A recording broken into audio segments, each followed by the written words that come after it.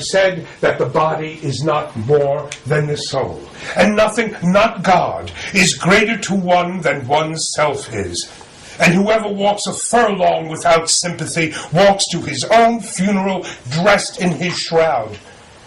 And I, or you, pocketless of a dime, may purchase the pick of the earth. And to glance with an eye or show a bean in its pod confounds the learning of all things. And there is no trade or employment but the young man following it may become a hero. And there is no object so soft but that it makes a hub for the wheeled universe. And I say to any man or woman, let your soul stand cool and composed before 1,000,000 universes. And I say to mankind, be not curious about God, for I, who am curious about each, am not curious about God. No array of terms can say how much I am at peace about God and about death. I hear and behold God in every object, yet understand God not in the least.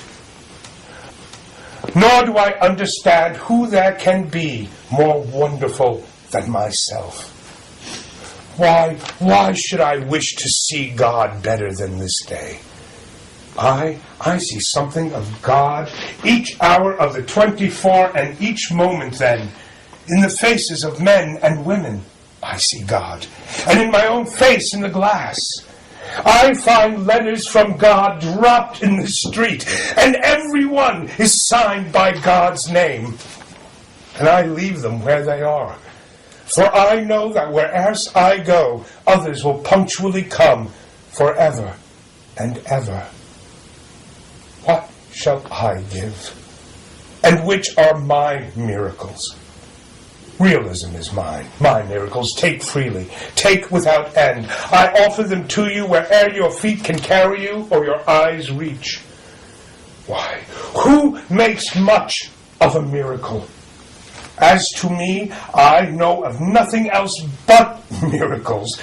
Whether I walk the streets of Manhattan or dart my sight over the roofs of houses toward the sky, or wade with naked feet along the beach just in the edge at the water, or stand beneath trees in the woods, or talk by day with anyone I love, or sleep in the bed by night with anyone I love, or sit at table at dinner with my mother, or look at strangers opposite me riding in the carriage, or watch honeybees busy around the hive of a summer forenoon, or animals feeding in the fields, or birds, or the wonderfulness of insects in the air, or the wonderfulness of the sundown, or stars shining so quiet and bright, or the exquisite, delicate, thin curve of the new moon in spring, or whether I go among those I like best and that like me, mechanics, boatmen, farmers, or among the savants, or to the soirée, or to the opera, or stand a long while looking at the movements of machinery, or behold children at their sports, or the admirable sight of the perfect old man, or the perfect old woman, or the sick in hospital, or the dead carried to burial, or my own eyes and figure in the glass. These, with the rest, one and all are to me miracles, the whole referring yet each distinct and in its place. To me, every hour of the light and dark is a miracle. Every inch of space is a miracle. Every square yard of the surface of the earth is a miracle. Every cubic foot of the interior swarms with the same. Every spear of grass, the frames, limbs, organs of men and women, and all that concerns them, all these, to me, are unspeakably perfect miracles. To me, the sea is a continual miracle.